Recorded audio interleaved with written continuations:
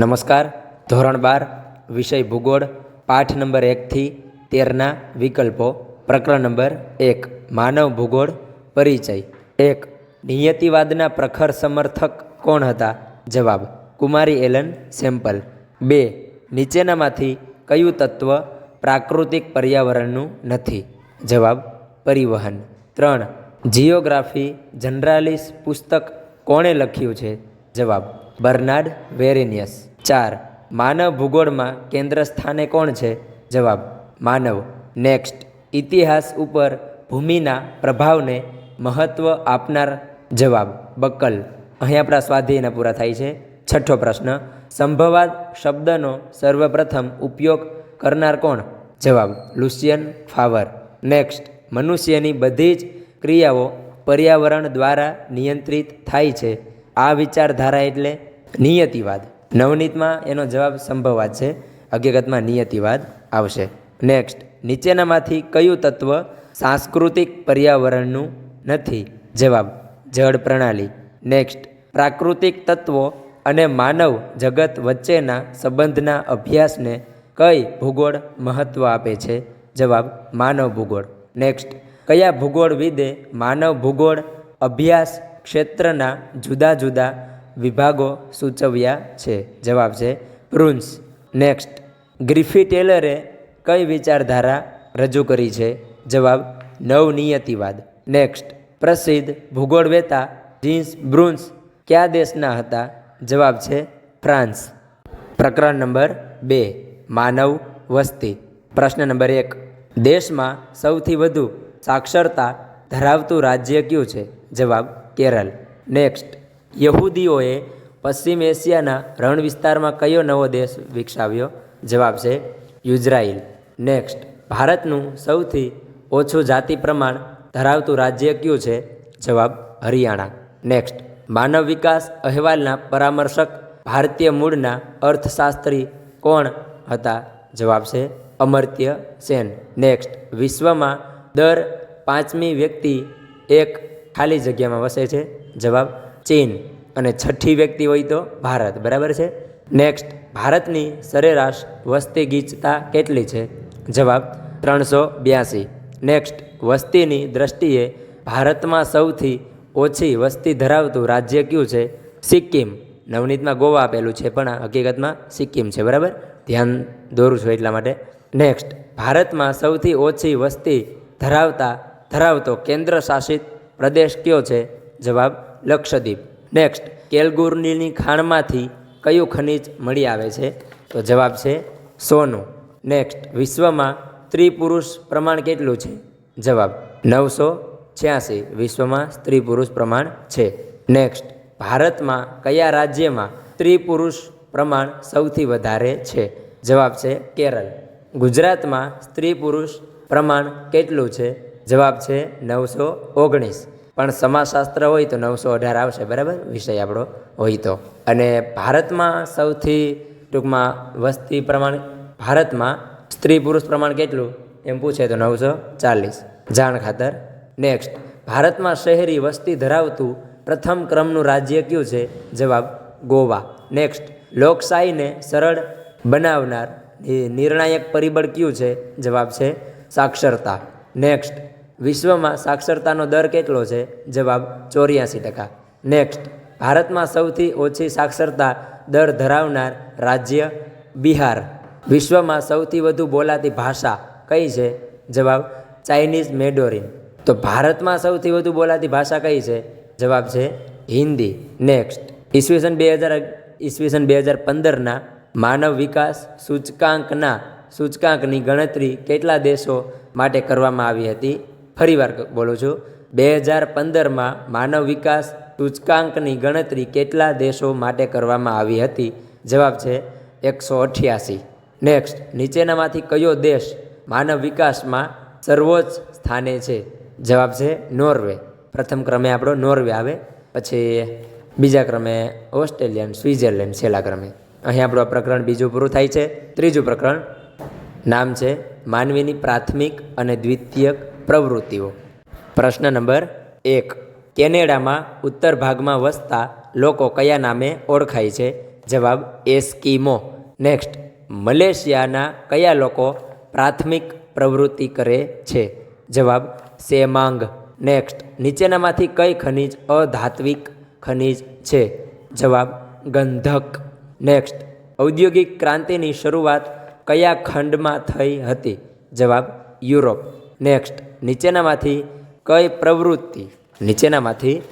પ્રવૃત્તિ પ્રાથમિક પ્રવૃત્તિ નથી?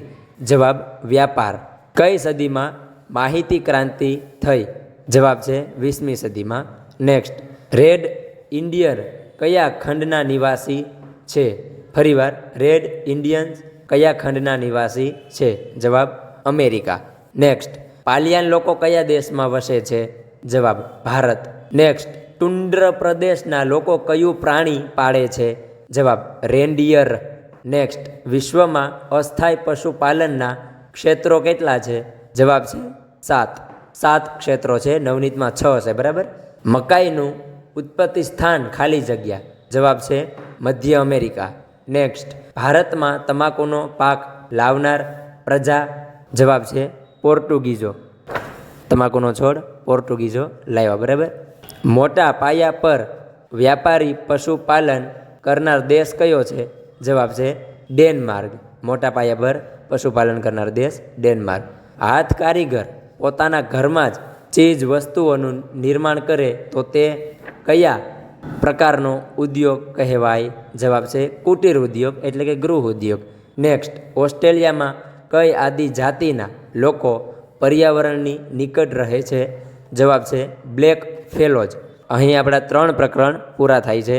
મિત્રો, ભૂલચૂક થાય તો માફ કરજો, અને થોડીક શરદી છે એટલે એવું તો થવાનું બોલવામાં, બરાબર. હવે આપણે ચોથો પાઠ જોઈએ.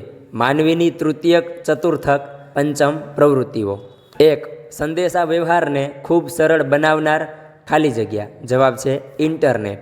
નેક્સ્ટ, ઇન્ટરનેટની સેવા કયા પ્રકારની સેવા કહેવાય એટલે ગણાય? તો જવાબ છે તૃતીયક. ઉચ્ચ કક્ષાના નિર્ણાયકો કઈ પ્રવૃત્તિ સાથે જોડાયેલા ગણાય? જવાબ છે પંચમ. ઇન્ફોર્મેશન ટેકનોલોજીના આધારે કઈ બાબતોનો વિકાસ થયો છે? તો જવાબ છે કમ્પ્યુટર. નેક્સ્ટ, નીચેનામાંથી કઈ સેવા વાણિજ્ય સેવા નથી? જવાબ છે બાળ ચિકિત્સા. નેક્સ્ટ, નીચેનામાંથી કઈ સેવા મનોરંજન ક્ષેત્રની છે? જવાબ દૂરદર્શન. નેક્સ્ટ, મનોરંજન સેવાથી ખાલી જગ્યાની પ્રાપ્તિ થાય છે? જવાબ આનંદ. નેક્સ્ટ, માનસિક તણાવ દૂર કરવા કયા પ્રકારની સેવા જરૂરી છે? જવાબ મનોરંજન. નેક્સ્ટ, માહિતી ઉપર આધારિત સેવા કયા પ્રકારની પ્રવૃત્તિ સાથે જોડાયેલી છે? જવાબ ચતુર્થક. નેક્સ્ટ, રેલવે સેવા કયા પ્રકારની પ્રવૃત્તિ સાથે જોડાયેલ છે? જવાબ તૃતીયક. નેક્સ્ટ, જેનું કાર્ય ચિંતન, સંશોધન અને વિચાર માટે નવા વિચારો આપવાનું હોય, વિકાસ માટે નવા વિચારો આપવાનું હોય તો તે કઈ પ્રવૃત્તિ? જવાબ ચતુર્થક પ્રવૃત્તિ. નેક્સ્ટ, સેલ્યુલર ફોનના આવિષ્કારનું કારણ કયું છે? જવાબ આઈટી. નેક્સ્ટ, નીચેનામાંથી કયા શહેરમાં આઈટી ક્ષેત્ર સંપૂર્ણ કાર્યરત નથી? જવાબ છે વડોદરા. નેક્સ્ટ, ઇન્ટરનેટના આંતરરાષ્ટ્રીય વ્યવહારનું ઉદ્ગમ સ્થાન કયો દેશ છે? ઇન્ટરનેટના આંતરરાષ્ટ્રીય વ્યવહારનું ઉદ્ગમ સ્થાન કયો દેશ છે? તો જવાબ છે USA, એટલે કે ઇન્ટરનેટમાં શરૂઆત થઈ. નીચેનામાંથી કયું શહેર માહિતી આધારિત અર્થવ્યવસ્થાનું મહત્ત્વનું કેન્દ્ર છે? જવાબ છે ન્યૂયોર્ક. તો અહીં આપણે 4 પ્રકરણના MCQ પૂરા કરીએ છીએ. પ્રકરણ નંબર 5, જેનું નામ છે પરિવહન. પહેલો પ્રશ્ન, વિશ્વમાં કયા દેશમાં સૌથી ગીચ રેલ માર્ગો આવેલા છે? જવાબ બેલ્જિયમ. નેક્સ્ટ, ભારતમાં સૌપ્રથમ રેલવેની શરૂઆત કયા વર્ષમાં શરૂ થઈ હતી? જવાબ છે 1853. ભારતમાં સૌપ્રથમ રેલવેની શરૂઆત કયા વર્ષમાં શરૂ થઈ હતી? તો 1853. એટલાન્ટિક્સ અને પેસિફિક મહાસાગરને જોડતી નહેર કઈ છે? જવાબ છે પનામા નહેર. વિશ્વની સૌથી લાંબી પાઇપલાઇન કઈ છે? વિશ્વની સૌથી લાંબી પાઇપલાઇન કઈ છે? તો જવાબ છે કોમેકોન.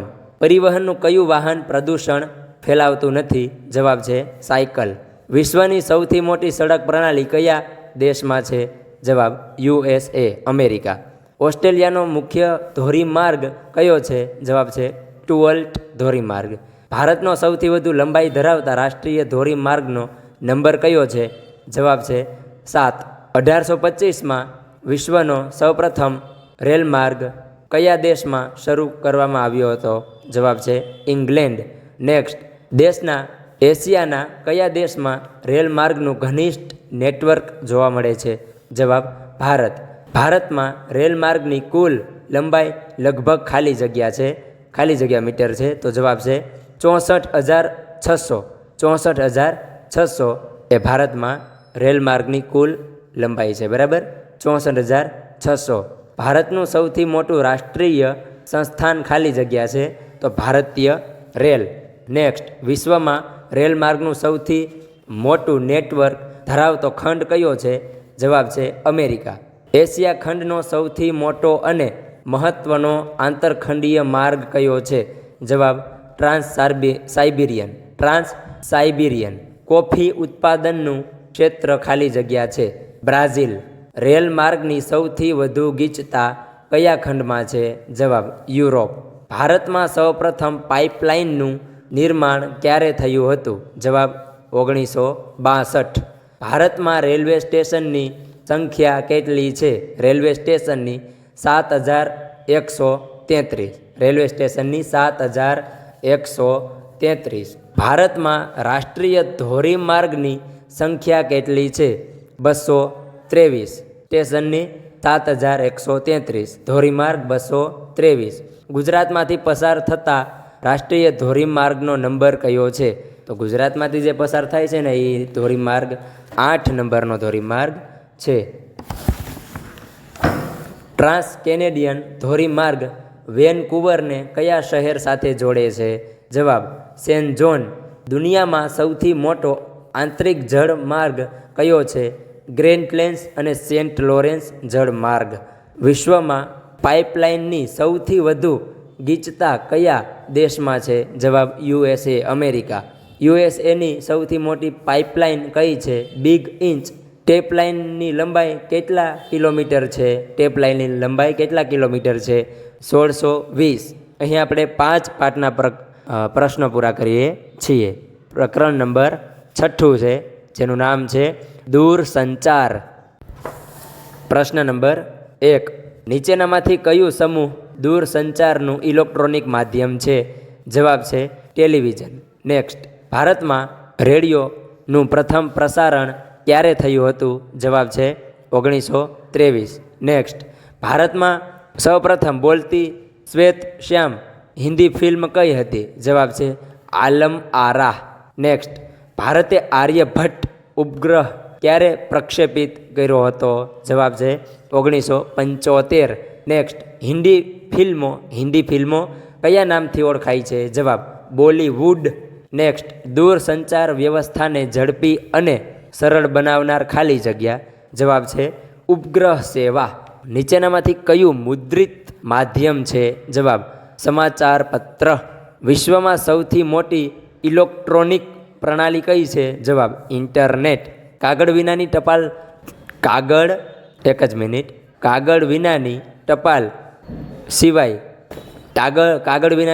સેવા કયા નામથી ઓળખાય છે? જવાબ છે ઈમેલ. બરાબર, કાગળ વિનાની જે ટપાલ સેવા હોય તે ઈમેલ નામથી ઓળખાય છે.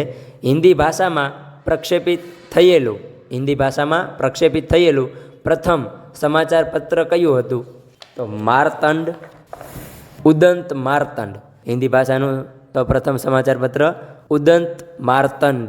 નીચેનામાંથી કયું સમાચાર પત્ર અંગ્રેજી ભાષાનું નથી? જવાબ છે મેક ઇન્ડિયા. પ્રસાર ભારતી કઈ સેવા સાથે જોડાયેલી છે? સ્વાયત્ત સેવા છે. જવાબ છે આકાશવાણી. દૂરદર્શનનું પ્રસારણ કયા શહેરમાં થયું હતું? જવાબ છે દિલ્હી. દૂરદર્શનને દિલ્હી. ભારતમાં હિન્દી ફિલ્મ ઉદ્યોગનું મુખ્ય કેન્દ્ર કયું છે? મુંબઈ. હિમુ એમ યાદ રાખવાનું, હિન્દી ફિલ્મોનું ઉદ્યોગ કેન્દ્ર તો કે મુંબઈ. ઓનલાઈન ખરીદ વેચાણ માટે કયા માધ્યમની જરૂર પડે છે? જવાબ ઇન્ટરનેટ. તો અહીં આપણે 6 પ્રકરણ જોયા.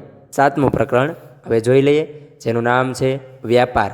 જોઈએ, ચીન અને દક્ષિણ પશ્ચિમ એશિયાના મધ્યમાંથી પસાર થતો જૂનો માર્ગ કયો છે? જવાબ રેશમ માર્ગ. નીચેનામાંથી કયો દેશ સાર્ક સભ્ય નથી? જવાબ છે ચીન. ઓપેક સંગઠનનું વડુમથક કયું છે?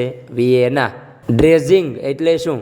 તો નદીના તળમાંથી કાંપ કાઢવાની પ્રક્રિયા, જેને ડ્રેઝિંગ કહે છે.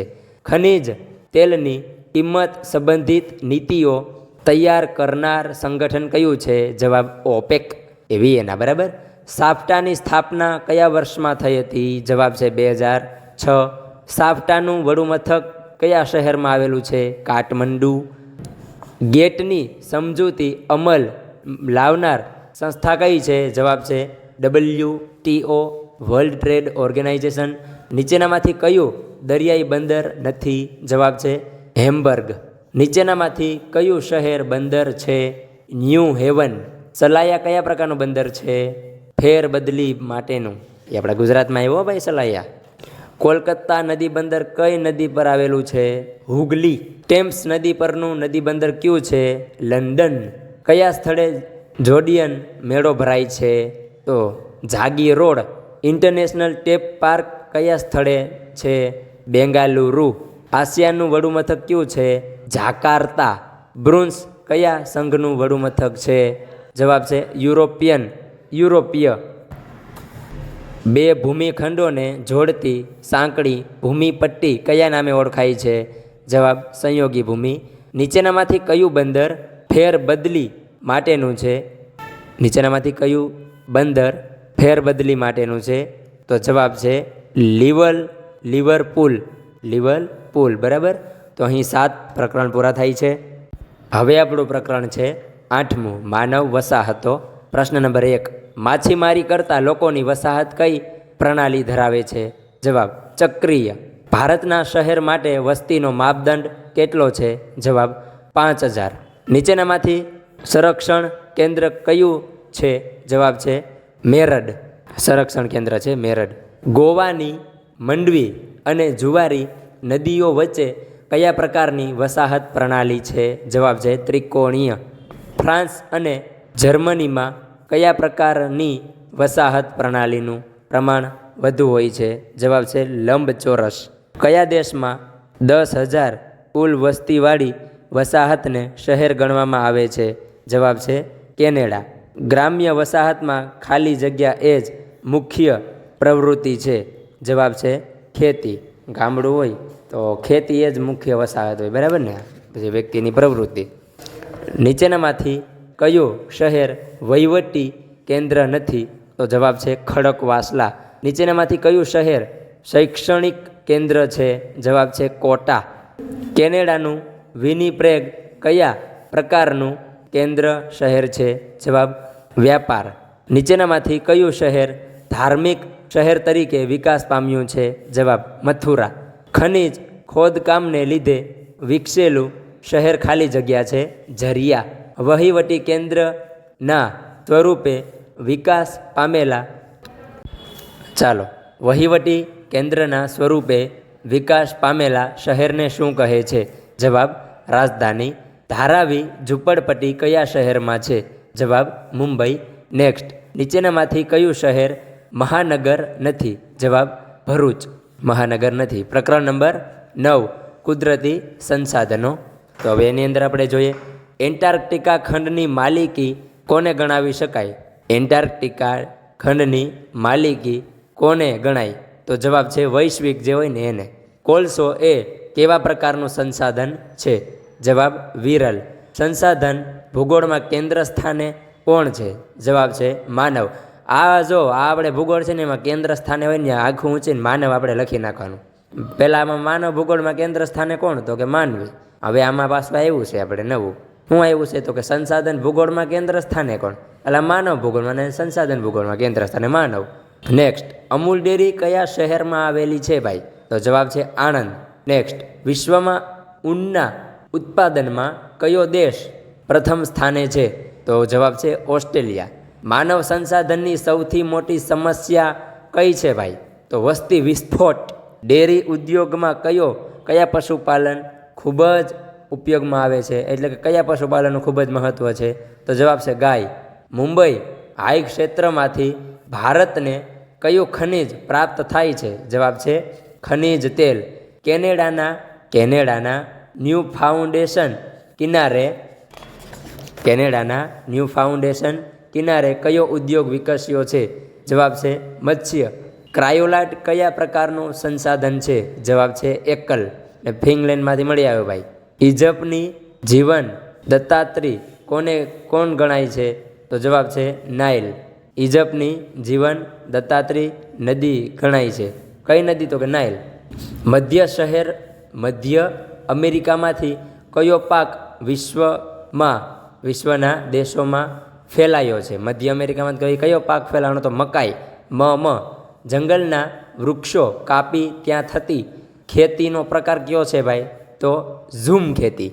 નીચેનામાંથી કયું ખનિજ સંચાલન શક્તિનું ખનિજ છે? તો જવાબ છે યુરેનિયમ. હો ભાઈ, આમાં યુરોપિયમ ન આવે, દેશ કે બીજું કંઈક થઈ જાય. ફંડીની ખાડીમાં કેટલા મીટર સુધીના મોજા ઉછરે છે? તો 15. પ્રકરણ નંબર 10, જેનું નામ છે વૈશ્વિક સમસ્યા ભૌગોલિક પરિપ્રેક્ષમાં. ભૂગોળ ભણીએ છીએ ને, તો બસ. તેજાબી વરસાદ માટેનું જવાબદાર કારણ? તો સલ્ફર ડાયોક્સાઇડની ઊંચી માત્રા. બીજો પ્રશ્ન છે ઔદ્યોગિક વિસ્તારો, રેલમાર્ગો, સડક માર્ગો વગેરેથી જેમ ભાઈ આપણે દૂર જઈએ ને તેમ ખાલી જગ્યા થાય તો શું થાય? ધ્યાનની પ્રદૂષણની માત્રા ઘટે. આપણું જે ધ્યાન હોય ને, ધ્વનિ પ્રદૂષણની માત્રા ઘટે. આપણે જેમ બસ ને રેલ ને બધું હોય એનાથી જેમ દૂર જતા જાય તેમ ધ્વનિ એટલે કે અવાજ, એનું પ્રદૂષણ હોય એની માત્રા ઘટે. નજીક જાય તો વધે. હો ભાઈ પાછી. ગરીબી દેશની વિકાસ યાત્રાને ખાલી જગ્યા બનાવે છે? તો કે મંદ. માનસિક તાણ પેદા કરનાર પ્રદૂષણ ખાલી જગ્યા ધ્વનિ પ્રદૂષણ. નીચેનામાંથી કયું પ્રદૂષણ કુદરતી પ્રદૂષણ નથી? શહેરીકરણ. ચામડાનો ઉદ્યોગ કયા પ્રકારનું પ્રદૂષણ ફેલાવે છે ભાઈ? જળ પ્રદૂષણ. આમાં જળમાં આપણે બધું નાખીએ ને, ચામડું ને આનથી બધું, એટલે જળ એ ખાલી જગ્યા છે. જવાબ છે જીવન. વિકાસશીલ દેશની મુખ્ય સમસ્યા કઈ છે? ગરીબી ને માનવ સંસાધનની વસ્તી વિસ્ફોટ. ભારતમાં વિકાસ યોજના ઘડવાનું જે કાર્ય છે એ કોણ કરે છે ભાઈ? તો આયોજન પંચ કરે. આપણા જેવા ન કરે. ભવિષ્યમાં કરશું હો, મેળ આવે તો. કઈ સમસ્યા અનાજની ભારે અછતના કારણે પેદા થાય છે? જવાબ ભૂખમરો. પ્રકરણ નંબર 11, માહિતીના સ્ત્રોતો અને તેનું સંકલન. નીચે આપેલી વિગતોમાં કુદરતી તત્વ કયું છે? તો પાવાગઢ ડુંગર. નીચે આપેલી માહિતીમાં કયું તત્વ સાંસ્કૃતિક નથી? જવાબ છે ગ્રેનાઇટ. પ્રાથમિક માહિતી ડેટાની ઓળખ કરો. તો જવાબ છે ભાઈ પ્રશ્નાવલીના ઉત્તર. દ્વિતીયક માહિતી એટલે શું? તો ભાઈ આપણે જોઈએ તો કે દ્વિતીયક માહિતી એને કહેવાય કે પ્રકાશિત સાહિત્યમાંથી જે લીધેલી હોય ને બેઠી માહિતી, એને દ્વિતીયક માહિતી કહેવાય. આપણું ન હોય એમાં, બરાબર. વ્યક્તિની જે તે પ્રદેશની મુલાકાત લેવાની પ્રક્રિયાને શું કહેવાય? જવાબ છે ક્ષેત્ર કાર્ય. ભટકવું પડે. ભારતમાં સર્વે ઓફ ઇન્ડિયાની કચેરી ક્યાં આવેલી છે? જવાબ છે દેહરાદૂન. નકશા તૈયાર કરતી કોલકાતામાં આવેલી સંસ્થાનું નામ આપો. નાટમો. એ નાટમોનું પૂરું નામ શું છે ખબર મિત્રો? National atlas and thematic mapping organisation. National atlas and thematic mapping organisation. અંગ્રેજી થોડુંક આવું છે. એકત્ર કરેલી માહિતીમાંથી જો માત્ર જરૂરી માહિતી જાળવી રાખવાની પ્રક્રિયા એટલે શું? તો ભાઈ આમાં શું ખબર? સંપાદન. એકત્રિત કરેલી માહિતી હોય ને એમાં જરૂરી માહિતી જાળવી રાખવાની પ્રક્રિયાને સંપાદન કહેવાય. સંપાદિત આંકડાને જુદા જુદા ઢાંચામાં ગોઠવવાની પ્રક્રિયાને શું કહેવાય? વર્ગીકરણ. સંપાદિત આંકડાને જુદા જુદા ઢાંચામાં ગોઠવવાની પ્રક્રિયાને વર્ગીકરણ કહેવાય. આંકડાકીય માહિતીનું વિશ્લેષણ કેટલા તબક્કામાં કરવામાં આવ્યું છે? વિશ્લેષણ હો તો 2. સારણીકરણમાં ઉત્તરદાતા દિશામાં દોરેલા પટ્ટાને શું કહેવાય છે? જવાબ છે સ્તંભ. નીચેનામાંથી કઈ ભૌમિતિક આકૃતિ ત્રિપરિમાણાત્મક આલેખની નથી? તો જવાબ છે ત્રિકોણ. સિગ્મા દર્શાવવા કઈ સંજ્ઞા વપરાય છે? જવાબ છે ઊંધા એમની નિશાની. આ ભાઈ નવનીતમાં છે એટલે આવું બોલું છું, બરાબર. નીચેનામાંથી કઈ આકૃતિ 3 પરિમાણીય આકૃતિમાં સમાવિષ્ટ નથી? જવાબ છે કાર્ટોગ્રામ. બરાબર. બહુલક માપ કયા સંકેત દ્વારા દર્શાવાય છે? જવાબ છે ઝેડ. હાલો નેક્સ્ટ જોઈ લઈએ. એમ દ્વારા શું સૂચવવામાં આવે છે? જવાબ છે મધ્યસ્થ. બધા જ એકમોના સમૂહને શું કહેવામાં આવે છે? જવાબ છે સમષ્ટિ. બધા જ એકમોના સમૂહને સમષ્ટિ કહેવામાં આવે. આંકડાકીય માહિતીને યોગ્ય સ્વરૂપમાં ગોઠવવાની પ્રક્રિયાને શું કહે છે? જવાબ છે સારણીકરણ. નીચે આપેલી વિગતોમાંથી સાંસ્કૃતિક તત્વ કયું છે? જવાબ છે ઉદ્યોગ. કાર્ટોગ્રામ કયા પ્રકારનો આલેખ છે? જવાબ છે અન્ય. પ્રકરણ નંબર 12 આંકડાકીય માહિતીનું આલેખન. તો આપણે એ જોઈ લઈએ. એક જ પરિમાણ ધરાવતો આલેખ કયો છે? જવાબ છે રેખા આલેખ. એક જ પરિમાણ આલેખ ધરાવે.